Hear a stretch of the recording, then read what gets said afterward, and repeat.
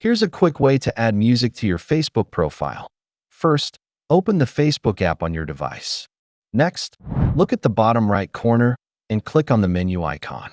Now, scroll down and tap on Settings and Privacy.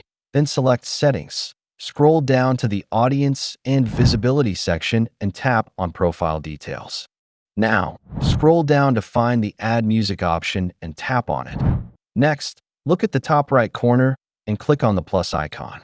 A list of songs will appear. Scroll and select the song you want. Now, tap on the X mark. The song is added to the music page.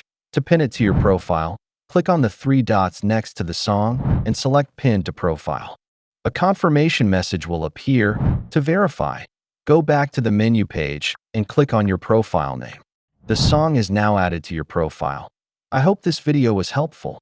If it was, don't forget to like and subscribe for more tips.